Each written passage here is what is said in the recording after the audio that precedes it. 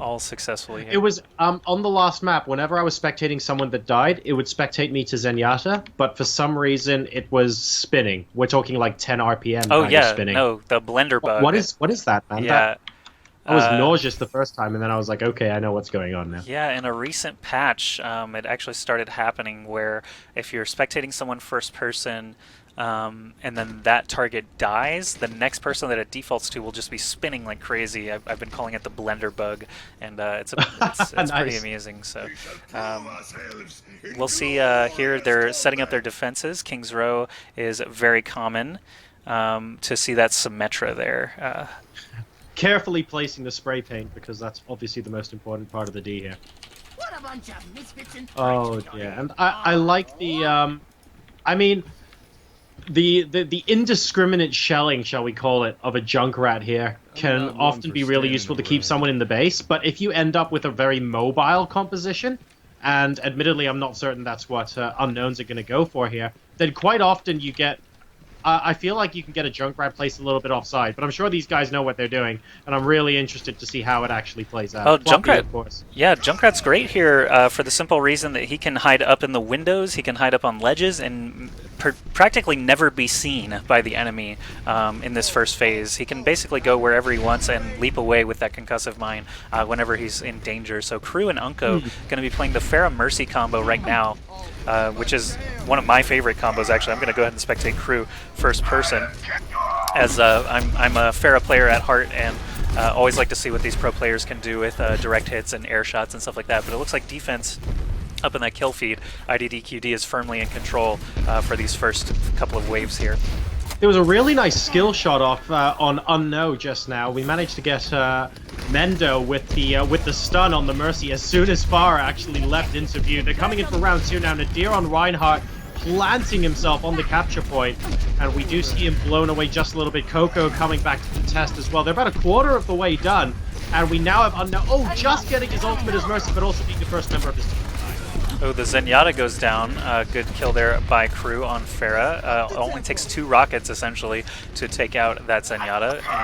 And basically, now they're left without a healer, but the support Symmetra has the teleporter right behind point A, so these players are just going to stream right back in. There's a barrage from Kryw. It does actually manage to take out 2 members of the enemy team, but they're going to stream right back in from that teleporter near the point. Right now, the attacking team Unknown does have a solid force on point A. You can see them capturing it at the very top of your screen. They've got 2 ticks out of those 3. Even if they were to be wiped right now, they would be able to save 2/3 of that progress. So IDDQD is streaming back in. That's a huge, actually pair of ultimates there. Earthshatter and Graviton Surge allowed them to take that point. Good stuff there from Unknown. And until he died, I actually really like the fact that AKM was stood there with Deadeye available as well, in case the team needed to buy a couple more seconds on the point to make sure that it was captured. He'd be able to use his ultimate, force everyone out of the way, and then make sure they get the payload that way. But he didn't have to do it in the end, which means that on the side of Unknowns, we have Deadeye available, we have Mercy with the ultimate, and we've also got Sound Barrier as well available. So this is shaping up to be a potentially very powerful push here, with the supports comfortably having their ult. Yeah, and you'll notice, oh wow, just a string of ultimates coming out now. Let's talk about that. Transcendence being popped right now is going to keep his entire team up, but unfortunately only the supports are really with him. Mendo doing his best to try and deal with Kryw in the sky, but Kryw actually takes him out, and they're going to continue to push here. I was going to say something along the lines of, you'll notice IDDQD not engaging immediately, not contesting at all points. Essentially, you want to play corners in these payload oppositions, because you can be flanked very easily if you just run right in, and you need to be able to cover all the angles of entry there from the attackers, and the attackers are doing a great job here. Winz actually being on the Reaper this time around instead of Nadir. Nadir actually playing the Reinhardt, and Reinhardt is very valuable to all sorts of compositions. You can see the Symmetra teleporter doing work here for IDDQD, getting everyone right back into the fight very quickly, but Reinhardt is essentially a must-have for these payload stretches, just because his shield provides so much health. It's 2,000 health on that shield before it gets broken down, and it regenerates even if it is destroyed. So Reinhardt players, if you haven't played Overwatch before, master Reinhardt. You'll always be useful. Mendo finally takes out AKM, but I really want to call out as well, AKM single-handedly taking on Cocco and removing Reinhardt from IDDQD twice, and then moving on to take out Chips as well in the same breath. He's just been phenomenal and everywhere on McCree, and he stood there with High Noon. He's got it set up now. He's looking for targets. He can't find it. Everyone is running away. Manages to pick off Pluppie. Mendo, I think, was from a separate kill a couple of seconds ago, and he gets hit by the Earthshatter as well. Only Soon down at the moment for Unknown. They're still pushing strong with 3 members of IDDQD down. It looks like this could end up being the final finish. That's right. Mercy also gets a big res there. Fortunately for IDDQD, they do actually have the spawn very close by. Mendo is going to pop his High Noon, but Nadir with that shield up. Again, Reinhardt proving invaluable. He blocks so many different ultimates in this game. As long as that shield is standing, they charge right past each other. Cocco actually going to end up contesting the payload, but he's by himself. And Team Unknown is actually just crushing through here. They're setting an incredibly good time here. All they have to do is get that Reaper away or take him out, and there they do. Mendo going to blink in for like 1 second. Chips brings it back up to continue contesting, but these soft targets, as they start to fall to the Reaper, McCree, and the Reinhardt combo, ooh, it's looking close. IDDQD is still streaming in. Oh, if Nadir goes down to Cocco, and he does with that Earthshatter, InternetHulk on D.Va now as well. It's only Winz on the Reaper, trying his best to finish it off quickly, but I don't think he can do it single-handedly, and Cocco coming in on Reinhardt really was the savior of that moment. You were talking, Joshy, just a bit earlier about how important Reinhardt is to these kind of compositions. Well, that was about as clutch as it could get. That could be the difference of a minute and a half to the time that Unknowns ultimately set there, if indeed they actually capture the payload. Yeah, the closer the attacker's spawn is to the payload, the less time, obviously, that you're worried about losing. But this is as far as you can possibly be, and now they've basically had to break into the enemy spawn. There's a big rocket barrage, but Pluppie takes out Kryw before the barrage can even finish. There's a nice sound barrier, a good res brings Kryw back up. Everyone's online for the offense and defense. Oh, there's a nice res from Chips, switching off Zenyatta to that Mercy just to be able to bring everyone back up in this clutch situation. Oh, a player just fell. Nbrgivup did get bounced off by Kryw with that concussive shot. There's AKM trying to get a High Noon, but as the last member standing, he's going to get picked off with ease as well. D.Va was a good switch, I'd say, for IDDQD. She has the ability to fly back into battle and contest that payload easily. And now how much are Unknowns going to be regretting not being able to finish off that push? Oh man, they could be totally shut down. This is actually starting to cost them a lot of time, and the payload's very slowly moving backwards as well. You can see the places the players are actually fighting it out. IDDQD are pushing forward a little bit. Nadir needs to be careful not to overextend on Reinhardt, waiting for the rest of the team to come down soon behind on Lucio. No ultimate available for him yet. Earthshatter actually coming out, and the Reinhardt, the attacking team, going down now. InternetHulk going strong on D.Va. We have the Soon exploding near the area. Oh! And that clears everybody out. But Great Mercy res, stayed though. alive! Oh man, what a big res. After the D.Va ult it only technically killed McCree, but it did force everyone off the point, and the fact that the whole team was dead, that was a 5-man res, I have to think.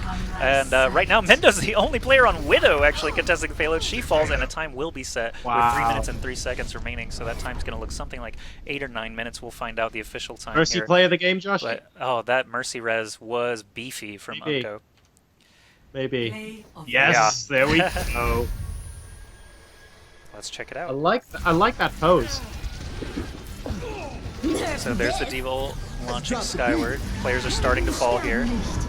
Good job from Mercy to stay out of that line of sight. Bring up, I think it was 4 players because Kryw managed to stay alive as well. But four man res. I like how 2 players were dead, and then he patiently waited for the D.Va ult to complete, and just waiting for the explosion to see how much more he could get out of it. And that was the difference between resing 2 and 4. So really nice bit of patience there from Unkoe.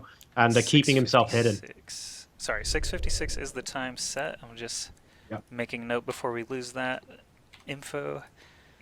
And I'll get the overlay set up here to switch sides. IDDQD will be on the attack, and they have to beat a time of 6 minutes and 55 seconds. That could have been a time of like 3 minutes and 55 seconds. They were incredibly close to setting an even better time.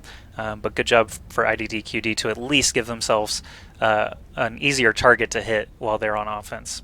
And if you guys are enjoying the matches as well, in the meantime, don't forget, you can donate $1 to the match pool for free. You don't even have to get your wallet out for it via Matcherino. If you go ahead and click the links that should be spammed in chat, I do believe, throughout tonight. And you can use KOTW5, I think is the code, to donate an extra $1 to the prize pool for free. Or if you fancy digging into your pockets and you enjoy the cast, here that we're giving for you this evening, and you like the work that we're doing, and you fancy getting behind Creation Esports, Stream Me, and all the other good guys that are bringing King of the Watch to you, you can go ahead via PayPal or card and donate directly to the match prize pool yourself. Yep, and thanks again to Matcherino. Such a good functionality there, just to provide basically coupon codes that donate to the prize pool, and you can feel good about for free. Helping It's out. literally free money. Yeah, no reason not to do it and max that out.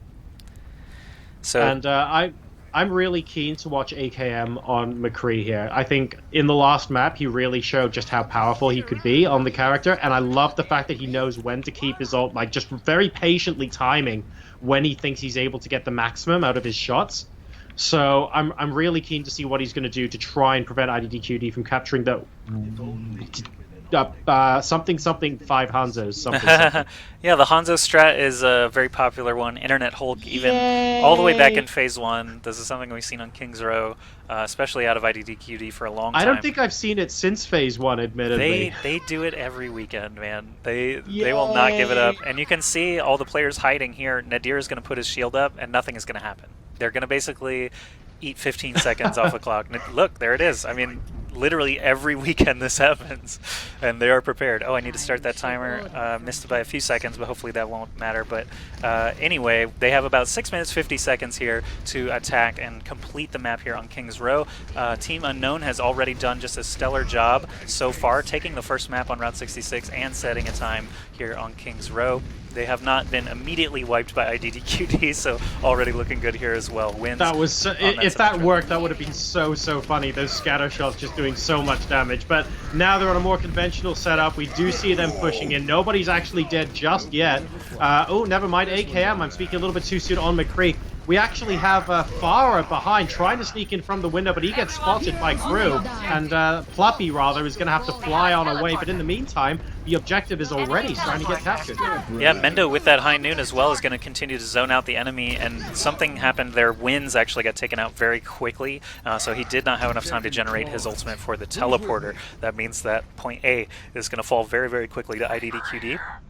And they're going to start to push that payload through the streets of King's Row, while the defense has to run back all the way from that defender spawn all the way at the end of the map. They've got a long road to travel, so I'm going to actually move the camera up here. We've got 2 offensive players already pushed way up, InternetHulk and Kryw, as well as now the Mercy being played by Chips, pushed all the way up. They're going to try and keep the defenders at bay so that they can't push up to this next corner. Again, I was saying previously, you want to play the corners. Any corner that you can kind of hold on to is best, because it's going to disallow your opponents from being able to shoot directly at you. And now, wow. Massive play from Cocco there. Earthshatter followed by an immediate rush in, and I think that actually caught Unknowns a little bit unawares. IDDQD pushing into the second point very quickly. Wow. They're miles ahead of the payload right now, but it doesn't matter. There's absolutely no one there to stop them, and we have Unknowns already moving back to the end of the map. So IDDQD making a great case. Ooh. High noon by Mendo, is that? Yeah, free kill on Soon with that high noon.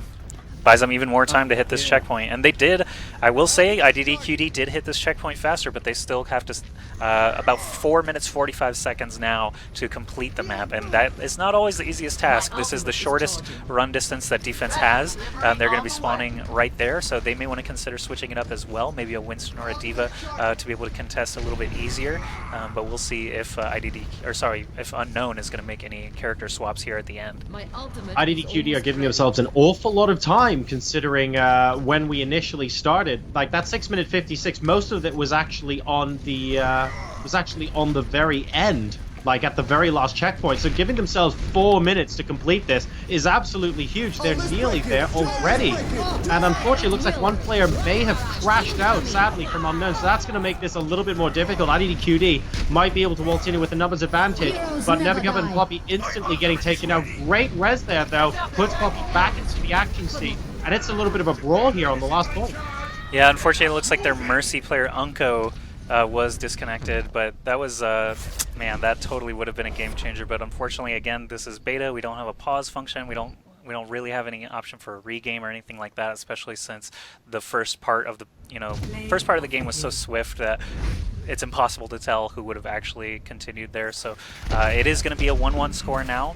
DCs happen. It's just part of the game. I hope that these players will understand that. But now Unknown will get the next map choice. Here's the play of the game by Pluppie, just hitting those rockets. Play of the game with no barrage.